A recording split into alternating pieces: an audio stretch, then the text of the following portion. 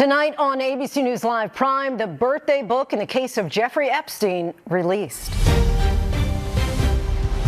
The House Oversight Committee obtains Jeffrey Epstein's birthday book. House Democrats post an image of a birthday message that President Trump allegedly sent to Jeffrey Epstein for his 50th birthday in 2003. The president denies sending the letter, calling it fake. I'm Jay O'Brien on Capitol Hill, where some Republicans are now joining with Democrats to dial up the pressure to release all the government's Epstein files. Deadly terror attack at a packed Jerusalem bus stop. 2 gunmen opening fire, killing at least 6. Our Ian Pannell is in Israel with the latest. Chilling video here in the U.S. shows just moments before a Ukrainian refugee was killed on her way home from work in Charlotte, North Carolina, in an unprovoked attack. What police are saying tonight about the tragedy.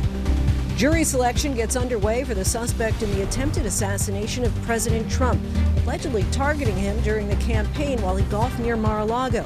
Meanwhile, the president takes aim today at Chicago, threatening to send the National Guard into the Windy City. We'd love to go into Chicago and straighten it out. Pope Leo officiates the first millennial saint, nicknamed God's influencer and the patron saint of the internet. Our Inez de la Cuatara talks to his mother about her son, believed to be capable of miracles. And are you ready to pay a lot for some football? The NFL season is underway and more channels than ever are needed to watch your favorite team. We'll tell you how much it'll cost not to miss a single play. From ABC News World Headquarters in New York, this is Prime with Linsey Davis. Good evening, everyone. I'm Linsey Davis. Thank you so much for streaming with us. We begin tonight with the fight to release all of the Jeffrey Epstein files and this explosive move by the Democrats today, who released an image on X saying, here it is, Trump's birthday note to Jeffrey Epstein that the president said doesn't exist, which depicts the outline of a woman's body. The sexually suggestive note was allegedly written and signed by the president to Epstein on his 50th birthday. Tonight, the White House denies it's the president's signature. He's suing the Wall Street Journal for defamation for first reporting about it. It was all part of the first set of documents obtained by the House Oversight Committee that issued a subpoena late last month to the Epstein estate. Coming up, we'll break down that lawsuit. But first, let's get to ABC's Jay O'Brien, who leads us off on Capitol Hill tonight. Hi, Jay. Yeah, Lindsay, we've covered that political clash about the release of the FBI's Epstein files. But this, as you say, was a subpoena to the Epstein estate from the Republican-led House Oversight Committee. And this, Democrats on that panel say, is what's inside that cache of documents. Tonight, under subpoena, the estate of sex offender Jeffrey Epstein delivering to the Republican-led House Oversight Committee the so-called birthday book, a collection of messages given to Epstein for his 50th birthday, including this one, allegedly from President Trump. Democrats on the committee posting the letter online. A crudely drawn outline of a woman's body around lines, including, "We have certain things in common, Jeffrey. Enigmas never age. Have you noticed that?" And at the bottom, this, "A pal is a wonderful thing. Happy birthday, and may every day be another wonderful secret." The typed signature, Donald J. Trump, and underneath, handwritten in thick marker, Donald. News of the letter's existence was first reported back in July by the Wall Street Journal. At the time, Trump called it fake. I don't even know what they're talking about. Now, somebody could have written a letter and used my name. Then saying this. I'm not a drawing person. I don't do drawings of women, that I can tell you. They say there's a drawing of a woman, and I don't do drawings of women. The president quickly filing a $10 billion defamation lawsuit against the Journal and its conservative owner, Rupert Murdoch. Tonight, the White House doubling down. Press Secretary Caroline Leavitt writing, President Trump did not draw this picture and he did not sign it, saying Trump's lawyers will continue to aggressively pursue litigation. Trump and Epstein were friends for more than a decade in the 1990s. The birthday book was given to Epstein in 2003.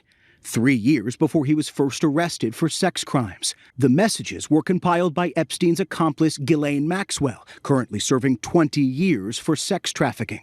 She described the book in her recent interview with Deputy Attorney General Todd Blanche.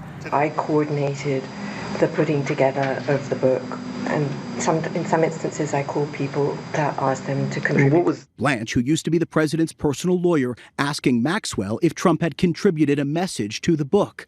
She told him she didn't remember. And Jay joins us now, still on Capitol Hill. Jay, I know today we heard from an attorney who's representing dozens of Epstein victims. What did he have to say? Yeah, Lindsay, tonight that attorney, Brad Edwards, blasting what he calls President Trump's hypocrisy. He says that has frustrated many of the victims. He is calling on President Trump to withdraw his lawsuit against the Wall Street Journal and to publicly apologize. Lindsay. All right, Jay O'Brien for us on Capitol Hill. Thanks so much, Jay. Let's bring in ABC News legal contributor Brian Buckmeyer for more. Brian, how did this birthday book and Trump's note to Epstein escape scrutiny for so long?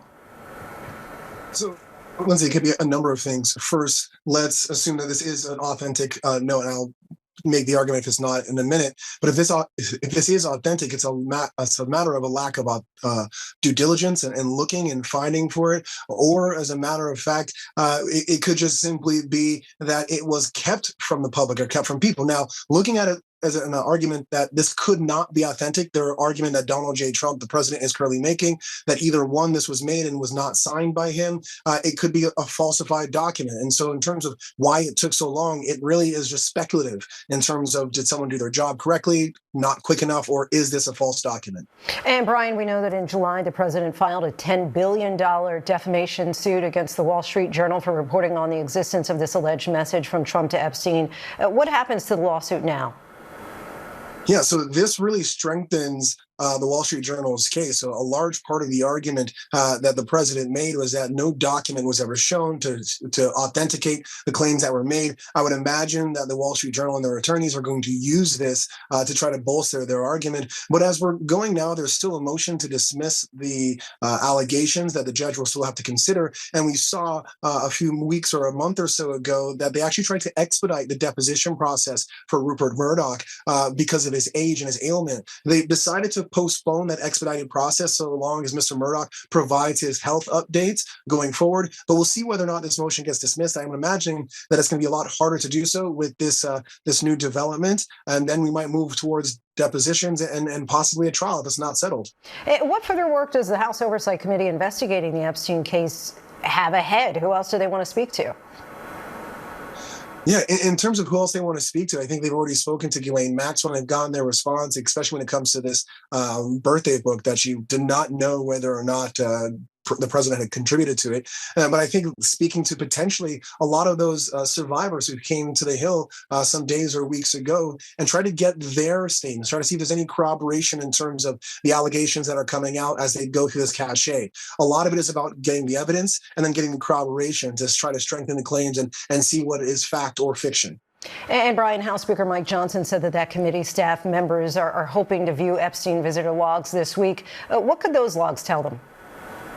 So the logs are meant to note who comes in and comes out. I can tell you, as someone who goes into the Metropolitan Detention Center, a federal jail here in New York City, I have to write down my name when I enter in and write down my name when I exit and document who I'm going to see as well. And those logs, especially for Epstein, should not only show who's going in, but it also should correlate to the video surveillance of who's coming in and out. And that might give a greater insight as to who had sent to him before and after he is no longer with us, and also in terms of who might have influenced the ultimate outcome of Epstein's death.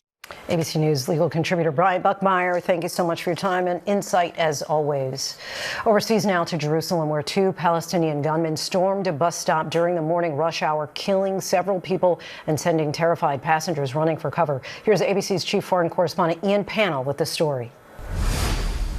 This was the moment Palestinian gunmen opened fire on commuters waiting at a bus stop in Jerusalem today. A dashcam video capturing terrified passengers fleeing for cover. 2 gunmen targeting passengers before boarding a packed bus, opening fire, killing 6 and wounding more than a dozen.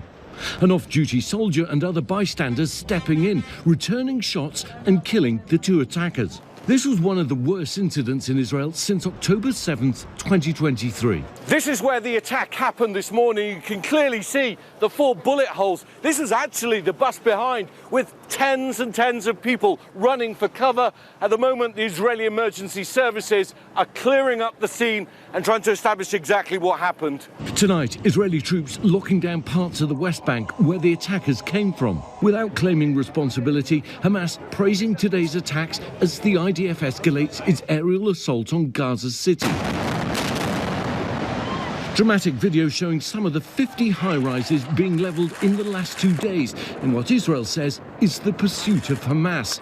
Thousands of civilians have been ordered to evacuate their homes, with more than 150 killed over the weekend, according to the Hamas-run health ministry.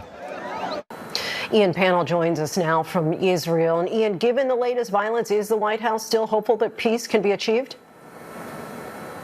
I think that's a question many people are asking, Lindsay. Remember, President Trump's statements happened before this latest shooting incident, but of course they happened in the context of the increasing violence, not just in Gaza, but also in the West Bank. I think the reality is this, that the US seems to have persuaded Israel to agree with what it calls a proposal that envisages the release of all the hostages, dead and alive, in exchange for a large number of Palestinian prisoners. Tonight, Hamas responding to that, saying it's barely a proposal. And I think key for them, what it doesn't offer is any pathway towards a negotiated end to the war. And for that reason, I don't think it looks likely anytime soon. Lindsay. Not what many people want to hear, Ian. Thank you. Here in the U.S., a chilling attack is igniting national outrage. ABC News has obtained disturbing images of an unsuspecting passenger who became a victim. The suspect is seen sitting behind her, now accused of stabbing the victim to death in an unprovoked attack. Other passengers were unable to save her. Here's ABC's Stephanie Ramos. Tonight, growing outrage after a gruesome random attack on a commuter train in Charlotte.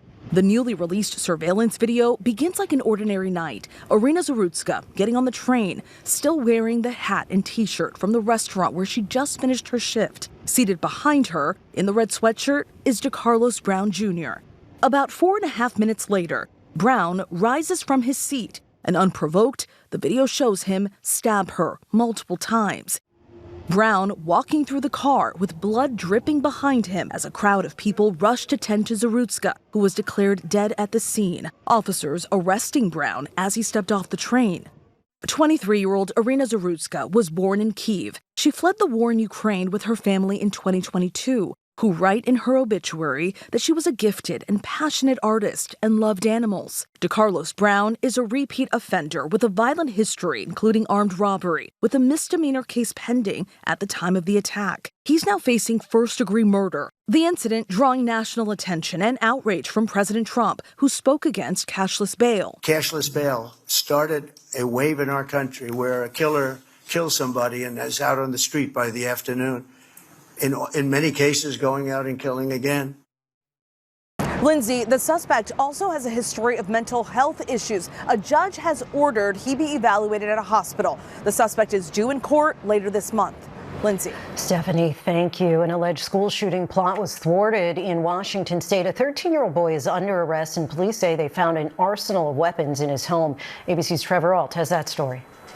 Tonight, police in Washington say this is the arsenal of weapons found in the home of a 13-year-old boy who they believe was planning a school massacre. This was something major that was going to happen. The young suspect appearing in court today pleading not guilty to multiple felonies. In charging documents, prosecutors say the teen had written multiple threats on social media, sharing photographs holding semi-automatic rifles dressed in the attire of past school shooters. One post saying in part, "My time is almost here. I hope I kill you all." It was very obvious. It was a matter of time before people were going to be hurt. Authorities claim in his room they found a gas mask and a backpack full of ammunition, including several AR-style magazines which had writing on them referencing mass shootings. Lindsay, police tell us they seized nearly 24 weapons from the suspect's home, and they say many of them had been 3D printed, meaning they were untraceable. Lindsay? Trevor, thank you. Next tonight, President Trump continues to take aim at Chicago, threatening to send the National Guard to the city following another weekend of gun violence. At least 6 people were killed and 18 others wounded. The president also ignited outrage over the weekend, putting out on social media an ominous image about his immigration crackdown. It comes amid a major Supreme Court victory for the administration. Here's our Chief Justice correspondent Pierre Thomas to explain further. Hi, Pierre. Linsey, the city of Chicago is bracing for an immigration enforcement surge after the president posted on social media over the weekend that the city was, quote, about to find out why it's called the Department of War. He later downplayed the post, and there's still no word on when the National Guard might be deployed in Chicago. But today, Homeland Security officials announced that Operation Midway Bliss has been launched, which they say will target the worst of the worst foreign nationals accused of crimes. And today, the administration, as you say, got more leeway for aggressive enforcement after the Supreme Court lifted restrictions on ICE agents operating in California, whose tactics had been criticized as racial profiling. Linsey. Pierre Thomas for us. Thanks so much, Pierre. Supreme Court Chief Justice John Roberts ruled today that President Trump could move forward with firing Democratic Federal Trade Commissioner Rebecca Slaughter, at least until the rest of the court could weigh in. Slaughter was one of 2 Democratic commissioners fired by Trump on the commission that oversees regulation of social media, deceptive advertising, and unethical business practices. Slaughter spoke with our Kira Phillips earlier today. How can we have any confidence that the government will, with any kind of integrity, tackle these issues in a meaningful way to protect the American people and not the president's best corporate buddies? That's a real concern. And then the other thing that I'd say is, I think there are a lot of folks who are investors in the markets who are focused on, high stock market prices. But when there's a crash, and we've seen this before, there will be a crash, people are going to wake up and find that the institutions of government that protected them in times of trouble in the past aren't there the way they've been. Now to Florida, where jury selection got off to a rocky start in the case against the man accused of trying to kill President Trump on a golf course last year. The defendant, who has pleaded not guilty in the case, is acting as his own attorney despite having little legal experience. Here's ABC's chief investigative correspondent, Aaron Katursky. Tonight, the high-stakes trial for the man charged with trying to assassinate Donald Trump on the golf course. Ryan Ruth arriving at a Florida courthouse where he's representing himself. Keep walking! The last time we saw Ruth, he was shirtless and in handcuffs after prosecutors say he fled this sniper's nest in the bushes at Trump International in West Palm Beach. Secret Service agents said they fired at Ruth after spotting the barrel of an assault-style rifle jutting through the shrubs about 400 yards away from Trump. It was just weeks after Trump survived the attempt on his life in Pennsylvania.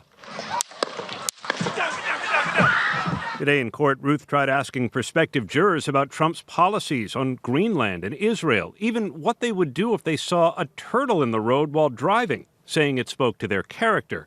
But Judge Eileen Cannon having none of it. She has said she wants to prevent the trial from devolving into calculated chaos.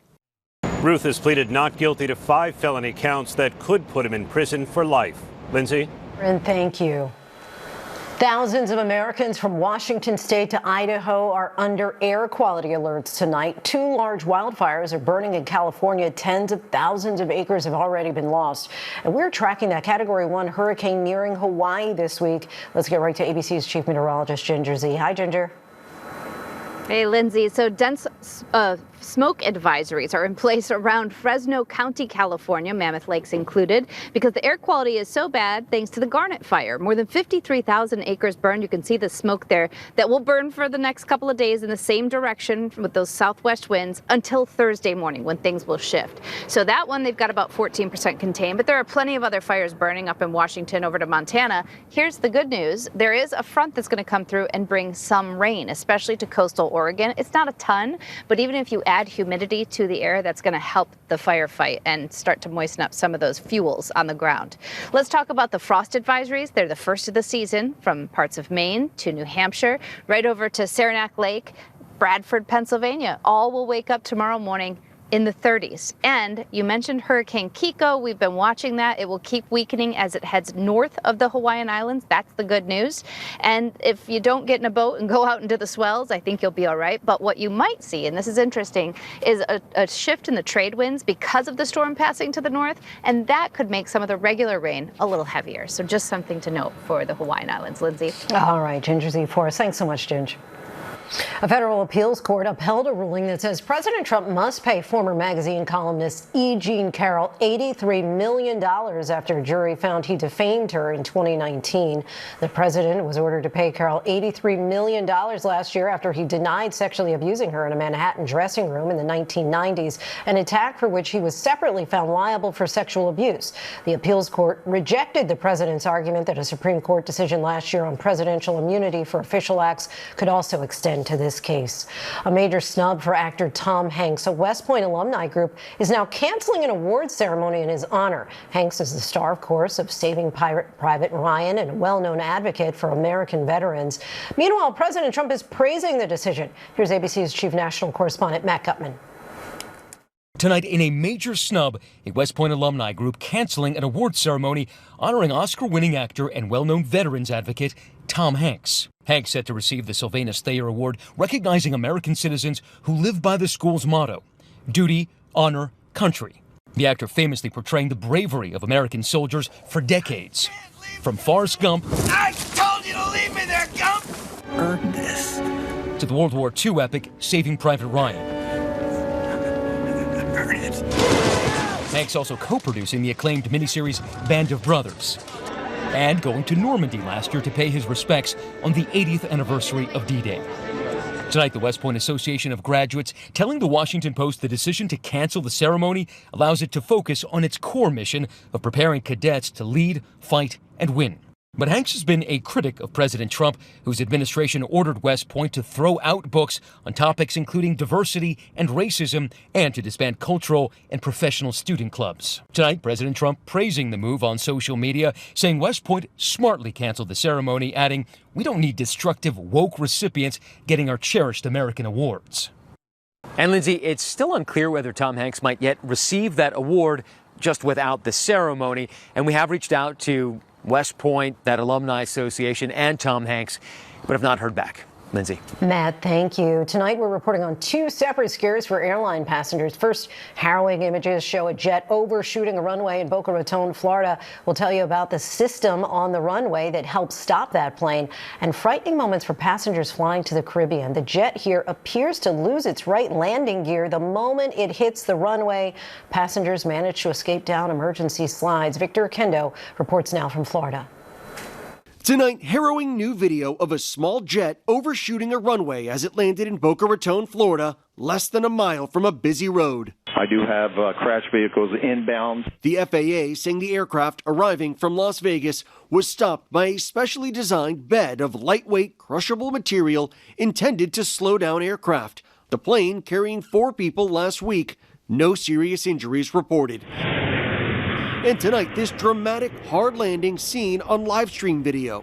The right landing gear appearing to collapse as a WestJet plane touches down on the Caribbean island of St. Martin. Video circulating online appearing to capture the frightened screams inside the cabin on Sunday. The 164 passengers and crew on board from Toronto evacuating down emergency slides at the Princess Juliana International Airport. Authorities saying no injuries were reported, but 3 people were taken for medical evaluation out of an abundance of caution. Linsey, as for that safety system in Boca Raton, there are at least 70 airports across the U.S. that use them. It stopped a plane in Chicago with 2 people on board last week.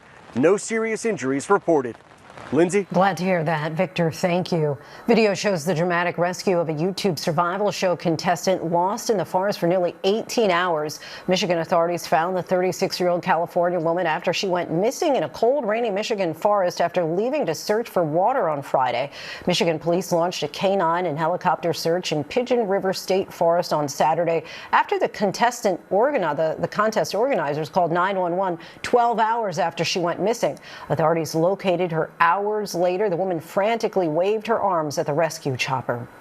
And coming up, a teen influencer becomes the very first millennial saint for the Catholic Church. But who is the 15-year-old boy canonized by the Pope? ABC traveled to Italy to talk to the boy's mother. Did you always know there was something special about Carlo? Since he was small, we were quite aware about his sainthood because he was so generous, obedient, and was so nice, so pious. Plus, Prince Harry back in England, stirring up buzz over possibly smoothing things over with his father amid the king's cancer battle. And a brazen smash and grab caught on tape the swarm of masked suspects that caused the store owner to have a stroke.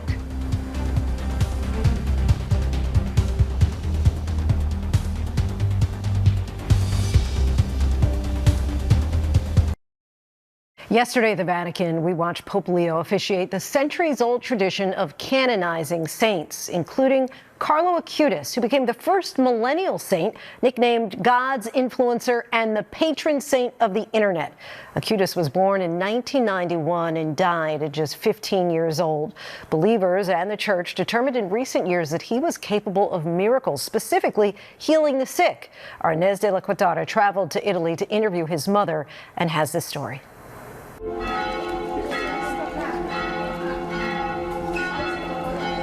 Many mothers think of their sons as saints, but Antonia Salzano, in particular, has good reason to. Did you always know there was something special about Carlo?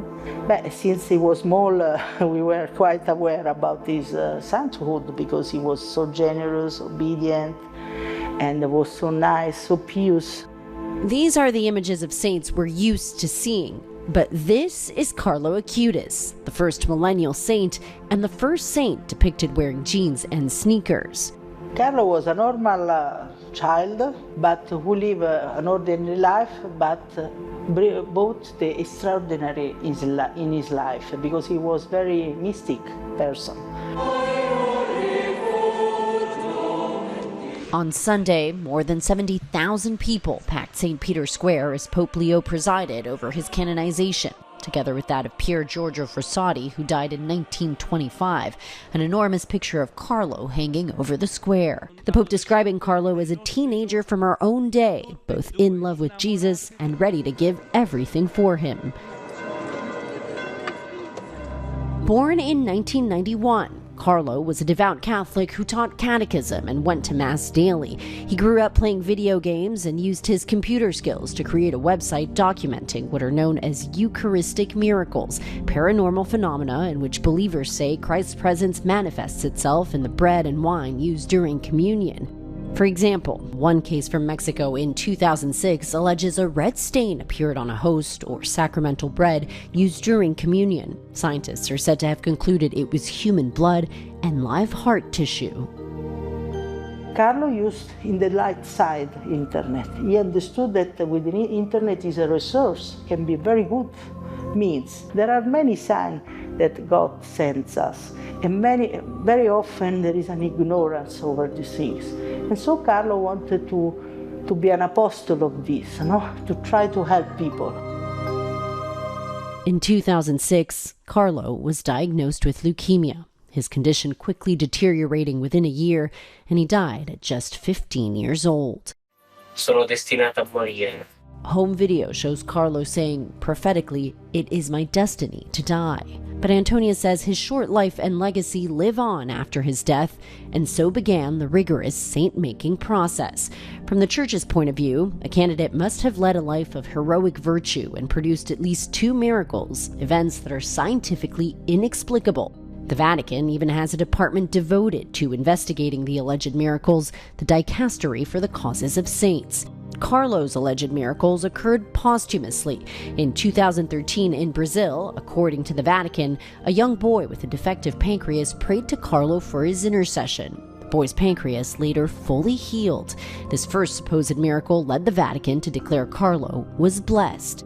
Then, a young Costa Rican woman in 2022 fell into a coma after a bike accident.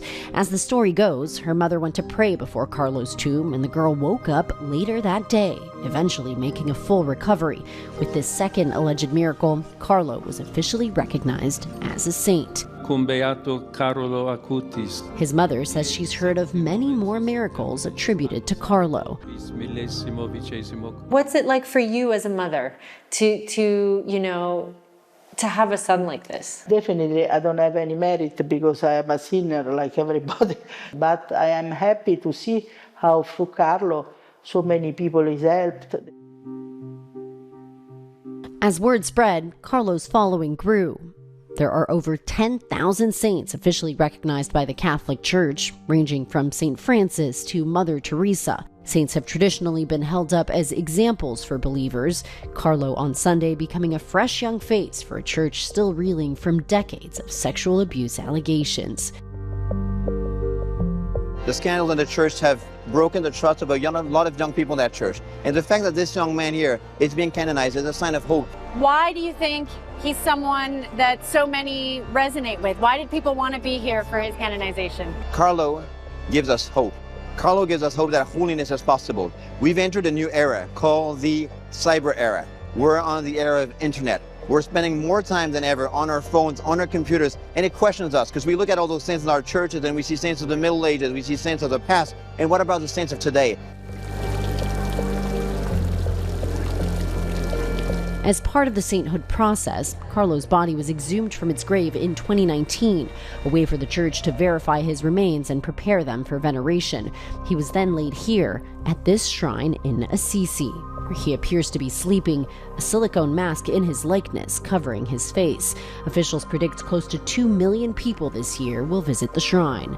Some praying before Carlo's body parts, like his heart, kept inside this golden reliquary. There's a kind of Carlo mania that's taken a hold of the city of Assisi. So you can see they've got Carlo t-shirts. Over here there are Carlo keychains, Carlo rosaries, Carlo pens, and it's pretty much like this at every souvenir shop. Just steps from Carlo's shrine is Carla's store. She says she got to know Carlo as a child and gets emotional, recalling how she turned to him during a difficult time. È un'emozione straordinaria. Ci ha dato veramente la gioia di vivere, la gioia di tornare a fare questo lavoro di cui ero veramente stanca. E invece ogni giorno mi dà la possibilità di incontrare tante persone da tutto il mondo che amano perdutamente Carlo. She says Carlo gave her hope, and perhaps that's what resonates with so many Catholics. It's a great example of how young people, teenagers, can get to be saints. It's not something that is of other times, of something that is only for old people. It's like, I can be a saint. Even if he lived a short period of his life, he maximized his life. It's God who is doing through Carlo these miracles. For me, Carlo was my savior. Carlo's memory will live on. Our thanks to Inez for that. Coming up, NFL fans should be ready to shell out the big bucks, not to watch games in person, but to stream them. We'll tally the costs. And staying in the world of sports, the fight heard round the world between Phillies fans tussling for a home run ball. We'll get the lowdown from the family who gamely forked it over.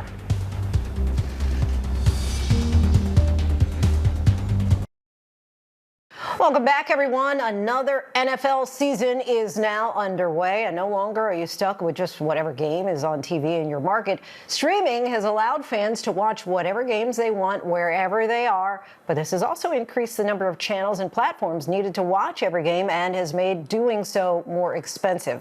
Let's take a look at how to watch the NFL in 2025 by the numbers. There are 272 total regular season NFL games this season.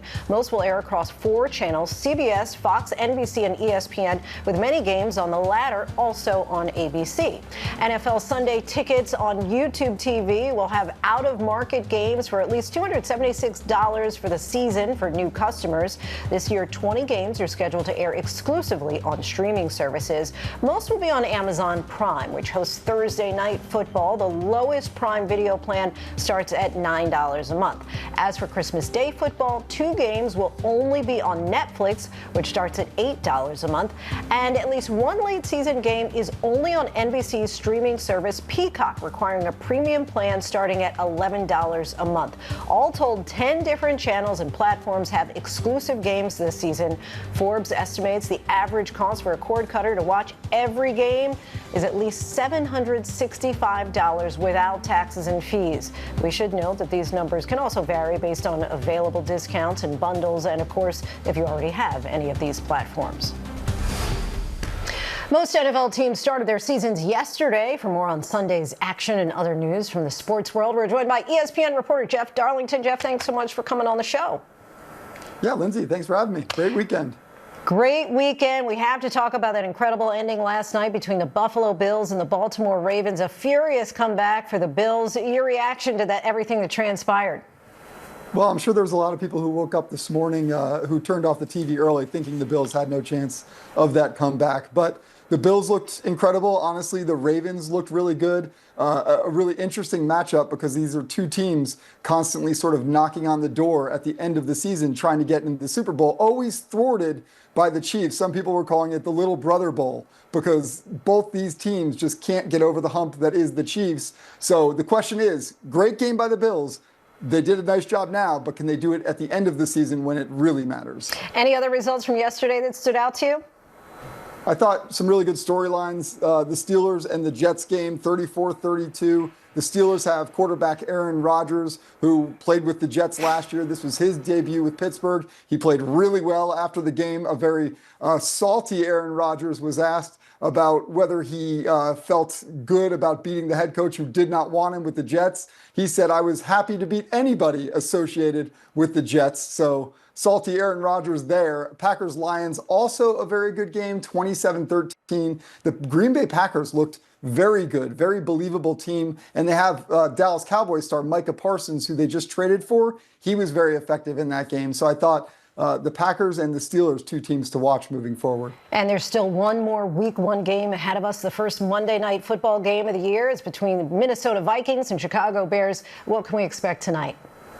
Yeah, this is a fun one because both teams have quarterbacks that are very intriguing. Second-year guys. J.J. McCarthy, drafted high by the Vikings, but never played because of injury last year. So this is kind of his big debut. Very interested to see how he plays. On the other side of the ball, Caleb Williams kind of struggled last year. He was the first overall pick, but now he's got a new head coach in Ben Johnson, who's sort of this prodigy offensive mind. And the belief is that maybe he can get Caleb Williams right. So very intriguing on offense for this game on both sides of the teams. Let's turn now to tennis. Big weekend here, the U.S. Open in New York City. Of course, we had Aryna Sabalenka, the U.S. Open singles title winner, as well as Carlos Alcaraz, who won the U.S. Open singles title. But finalists Amanda Anisimova and Jannik Sinner also had notable runs. Are we looking at the next wave of tennis's biggest stars?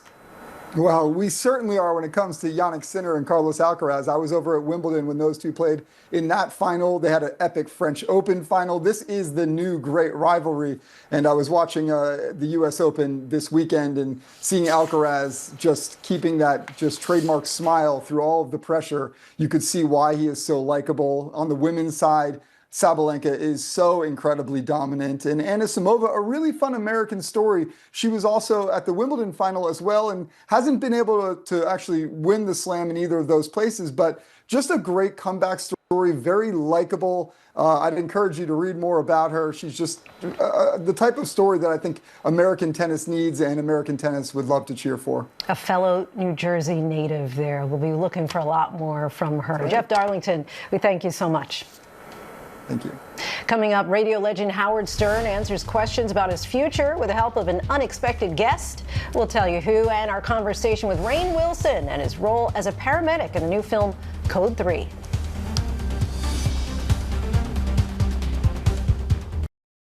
A brazen smash and grab robbery caught on video. Prince Harry returns to the UK, fueling speculation about a family reunion, and the father and son speaking out about that heated spat over a home run ball. These stories and more in tonight's rundown. A brazen smash and grab heist caught on surveillance video. This happened at a jewelry store in San Jose, California. Video shows a car backing through the front doors. Moments later, more than a dozen masked robbers swarmed the store, breaking open display cases. A shirtless man, the store owner, was knocked to the ground. He suffered a stroke and was cut by broken glass. According to people who know him, he is expected to be okay. Police say no arrests have been made. Prince Harry is back in the UK for the first time in months. Harry laid a wreath and flowers at the tomb of his late grandmother, Queen Elizabeth II, marking the 3rd anniversary of her death. The visit has also sparked speculation about a possible reunion with his father, King Charles. The two haven't seen each other in more than a year and a half, and Harry has said he hopes to mend his relationship amid his father's cancer battle. Howard Stern returned on Monday to his popular show on Sirius XM to address questions about the future of the Howard Stern Show. It started with TV host and producer Andy Cohen announcing that he'd be taking over Stern's channel. But Stern eventually jumped on to clarify Cohen was joking. The 71-year-old Stern has been off the air, raising speculation about a possible departure. He has hosted his show on Sirius XM for almost 2 decades. Dick's Sporting Goods announced the company has completed the acquisition of sneaker retailer Foot Locker. Dick's will now operate more than 3,200 stores across 20 countries while continuing to operate the Foot Locker brand. The $2.4 billion deal was first announced in May. A new mural by the mysterious street artist Banksy has appeared outside of a London courthouse. The mural shows a judge beating an unarmed protester with a gavel. Officials covered the mural in black plastic and say it will be removed. Banksy posted the work on Instagram, his usual way of claiming work is authentic, with the caption, "Royal Courts of Justice, London." The artist, who is known for his politically charged artwork, often targets power imbalances in modern society. Most notably, one of his artworks sold for $25 million in 2021. The father and son at the center of a viral Philadelphia Phillies baseball game confrontation are speaking out. Andrew Feltwell and his family, including his son Lincoln, were at a Phillies game against the Miami Marlins on Friday when center fielder Harrison Bader hit a home run that went flying into the nearby stands. Feltwell was caught on camera picking up the home run ball and then walking back over to his family to gift it to his young son, who was celebrating a birthday. In the video, shortly afterward, a woman is seen storming over to the family and yelling at Feltwell. He ultimately gave the ball to the woman. After the confrontation, both the Phillies and Marlins chipped in to give young Lincoln a happier memory. It was really, really exciting. I would have still liked that home run ball to put in my room, but everything else, it's all just as good in the end. Our next guest played everyone's favorite beet farming paper salesman on The Office. He's also a New York Times bestselling author, and now in his newest project, he's taken on the role of a paramedic in the crowded streets of Los Angeles. In Code 3, Rainn Wilson plays Randy, an overworked veteran on the front lines of healthcare who finally decides to resign. But before he can leave, he has to complete a chaotic and unpredictable final 24-hour shift, all while training a student paramedic. Let's take a look. 10:25.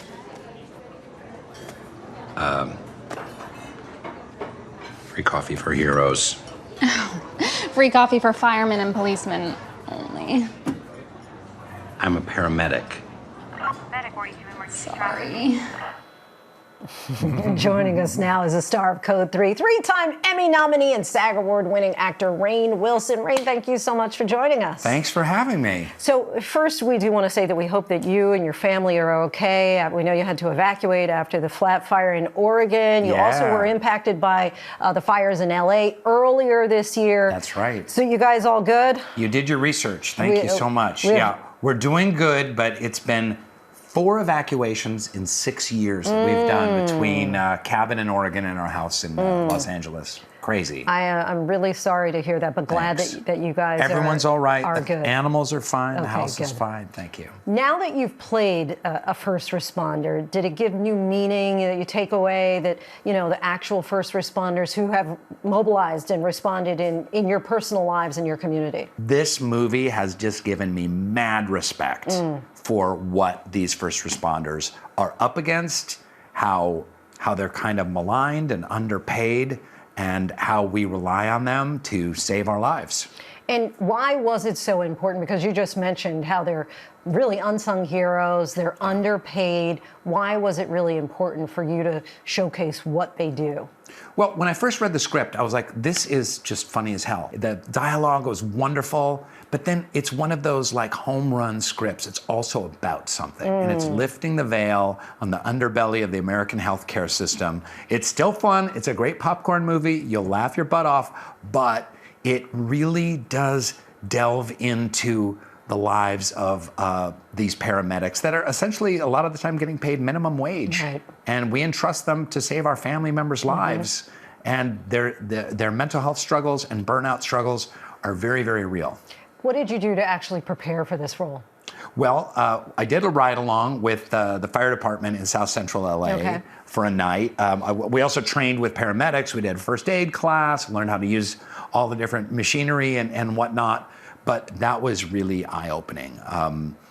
In South Central, you know, they've shut down all the hospitals. There's no walk-in clinics. There's barely any doctor's offices. And they call 911 for pretty much everything. And the firemen are the unsung heroes down there. And they do everything from opening locked car doors to giving people, you know, diabetic medicine, transporting them to the hospitals. And it was very impactful. It was very impactful for just a dumb old actor to kind of see folks really on the front lines of saving lives and building communities. And these people, these EMS workers, they do it because they love it. They come up against some of the most grotesque tragedies known to man, life and death situations. And at the same time, there's funny situations and a gallows humor. And there's so much to laugh at the same time. So that mix of comedy and tragedy we tried to find in the movie that these folks undergo every single day. And we do have to ask, of course, so The Office spinoff The Paper made its debut last week. Any chance we're going to see Dwight show up on an episode or two? Well, the Paper is set in Toledo, Ohio. So what would have to happen to get Dwight to Toledo? Maybe he's there selling the paper, some Dunder Mifflin paper for their newspaper machines.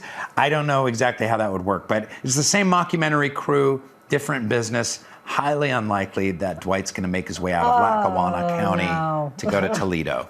All right, Rain, what a pleasure to have you on the show. Thank you. Nice speaking with you. So much for Thank coming you. on. You can catch Code 3 in theaters starting this Friday. And that is our show for this hour. I'm Linsey Davis. Be sure to stay tuned to ABC News Live for more context and analysis of the day's top stories. Thanks so much for streaming with us.